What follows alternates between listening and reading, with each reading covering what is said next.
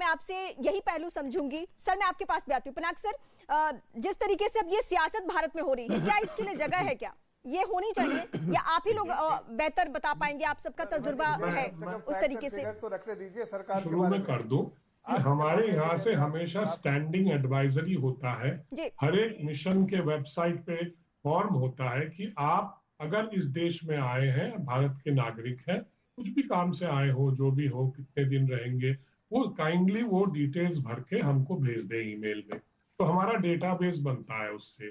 पर हमारे लोग, अब मैं क्या कहूँ, हमारे लोग ऐसे हैं वो करते नहीं है, इसलिए जब इमरजेंसी होता है तभी वो मतलब वो करते हैं इस तरह की, और तब वो जो विंडो ऑफ जो टाइम है वो कम हो जाता है। वैसे हमारी स्टैंडिंग एडवाइजरी है कि कोई भी भारत का नागरिक कोई भी देश में जाए, एम्बेसी का वेबसाइट खोल के उसमें अपना वो डिटेल्स बता दे।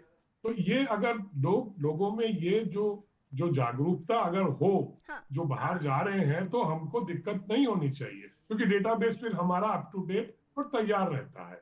पर कभी कभी ऐसे होता है इस तरह के इमरजेंसी सिचुएशन में कि लोग करते नहीं, वो लास्ट मोमेंट में फिर भरना चाहते हैं क्योंकि अब भागना है यहाँ से, तो उसमें दिक्कत होती है थोड़ी बहुत, नेचुरली वो एम्बेसी को भी दिक्कत। ठीक है सर, मैं आपके पास आती हूँ। अशोक सर और जीजे सिंह सर, मैं आप दोनों के पास भी आऊंगी, लेकिन चूंकि ये पॉलिटिकल अब एंगल हो चुका है तो मैं सीधे अब बीजेपी से सवाल यही जानना चाहूंगी। जफर इस्लाम, आपकी सरकार पे वाकई जिम्मेदारी है और संजीदा होके उन सभी छात्रों को, उन सभी भारतीयों को वापस लाना आपकी जिम्मेदारी। अब टू द पॉइंट आप बताइए कि कितना वक्त लगेगा?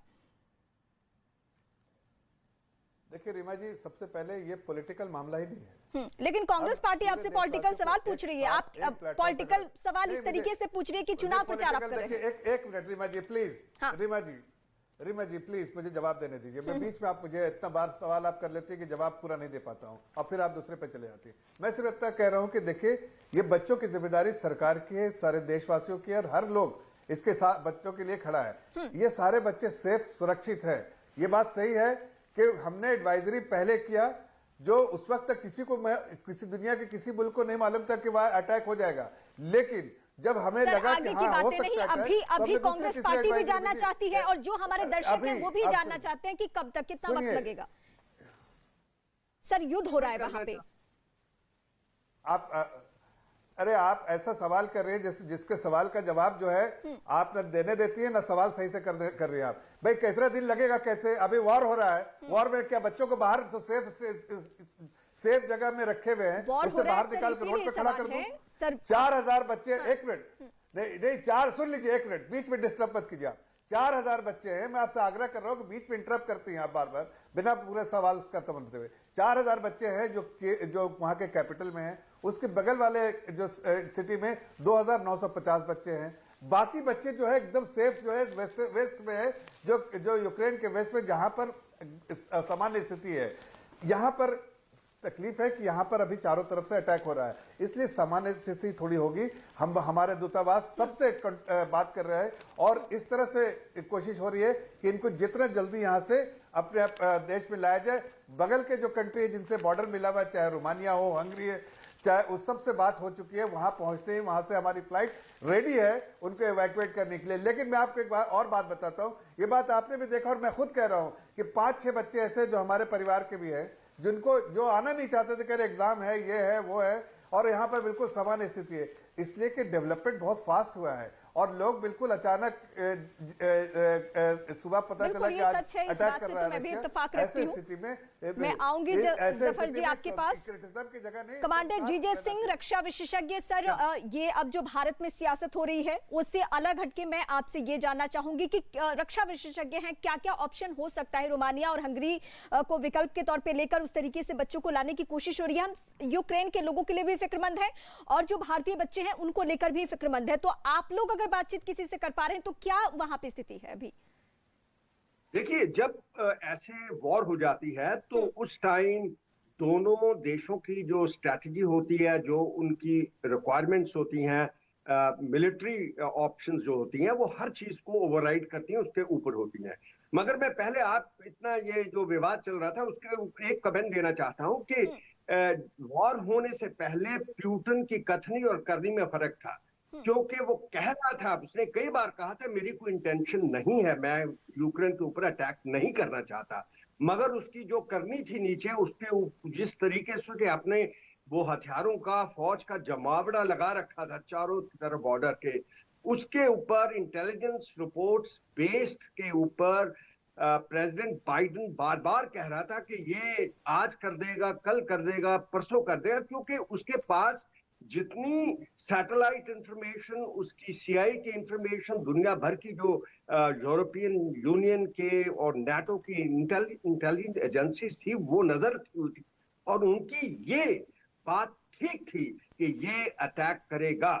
मगर कई लोगों ने जो बाइडेन की बात को सीरियसली नहीं लिया और जो पुतिन था उसके ऊपर विश्वास रखा, तो उसका ये नतीजा हुआ कि कई देशों ने इसके अंदर थोड़ी चूक की, उन्होंने एडवाइजरी जो है वो थोड़ी लेट दी है। तो ये बात जब कोई मिलिट्री ऑपरेशंस ऐसा होता है तो ऐसी बातें हो जाती हैं। जैसे अभी आपने जो क्वेश्चन पूछा, इसके ऑप्शंस क्या है, मैं कहूँगा बहुत लिमिटेड ऑप्शंस है, क्योंकि इसके अंदर क्या होता है कि जब वॉर होती है तो वॉर के अंदर जो स्ट्रैटेजी होती है वो सबसे ऊपर चली जाती है। हर एक देश को अपने बचाव के लिए, अपने मिलिट्री एक्सेस को बचाने के लिए जो उनके डिफेंस सिस्टम होते हैं फुली एक्टिवेटेड होते हैं, इसलिए वो ये चीज नहीं देखते कि कोलैटरल डैमेज जो होता है जिसके साथ बहुत मिलियन या किसी भी देश के लोग मर सकते हैं, जान जा सकते हैं। सर यही सच्चाई है।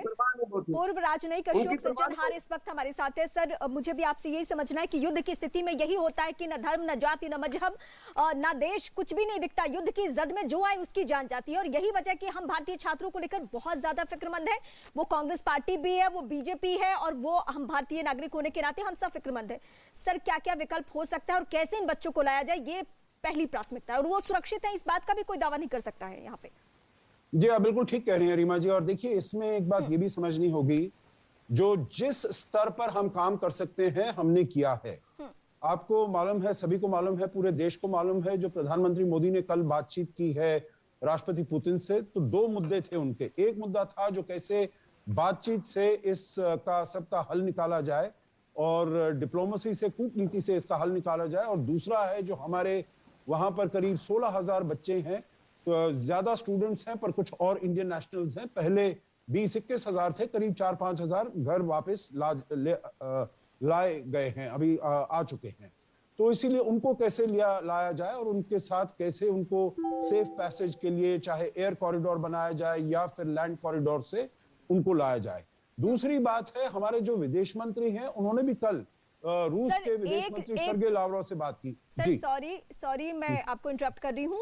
अभी जो रोमानिया और हंगरी का जो विकल्प देखा गया है, क्या उससे हम अपने बच्चों को वापस ला सकते हैं भारत? ये मैं रीमा जी उसी पर आ रहा हूँ, पर आ रहा हूँ, बिकॉज ये देखिए ये पॉलिटिकल डायरेक्शंस की बहुत आवश्यकता होती है इन सब चीजों में, और मैं उसी पर आ रहा हूँ। जो सर्गेई लावरोव से बात करने के बाद हमारे विदेश मंत्री ने ये जो चारों देश हैं, पोलैंड है, स्लोवाकिया है, हंगरी और रोमानिया, चारों देशों के उनसे विदेश मंत्रियों से बात की है और उनसे ये निर्णय निश्चय किया है, जो चाहे अगर ये यूक्रेन के जो हमारे छात्र हैं और लोग हैं जो वापस आना चाहते हैं, अगर उनके पास वीजा नहीं भी है उन देशों का, तो उनको वहां पर प्रवेश करने दिया जाएगा और वहां से उनको फ्लाइट्स लेनी दी जाएंगी।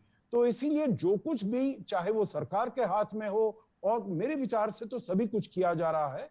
अब एक बात है जो ये चलिए सर, मैं आपके पास आती हूँ, वक्त की थोड़ी कमी है। जफर इस्लाम, आखिरी कमेंट मैं आपका लूंगी कि अभी क्योंकि पूरा डिबेट ही इस पे था कि बच्चे भारत वापस लौट सके, और आपने कहा कि प्रोसेस हो रहा है, तो एक बार फाइनल हमारे उन दर्शकों के लिए भी बता दीजिए, कांग्रेस पार्टी के लिए तो बताइए ही, जो इस वक्त आपको देख रहे हैं और सुन रहे हैं, क्योंकि आप सरकार की प्रवक्ता के तौर पर बात कर रहे हैं यहाँ पे, पार्टी के प्रवक्ता के साथ साथ सरकार के नुमाइंदे। रीमा जी, सज्जनहार साहब से मैं कुछ बताना चाहता हूँ। सज्जनहार साहब ने जो कहा है उस पर मैं कुछ बताना चाहता हूँ। सर बहुत वक्त कम है, तो आधा मिनट आप लोग प्लीज। राजनीति बहुत इम्पोर्टेंट है। सज्जनहार साहब, आपने कहा पुतिन जी और मोदी जी की बात हुई है, उसका आउटकम क्या है बताया आपको? आज नहीं तो कल देश को पता पड़ेगा। वहां ये कहा गया है कि हम मिलिट्री अफेयर डील कर रहे हैं, सिविल अफेयर हम डील नहीं कर रहे। वो जफर इस्लाम जल्दी से जवाब दे दीजिए, जल्दी से, वक्त की कमी है इसलिए मुझे। जफर इस्लाम, इनको जानकारी नहीं है।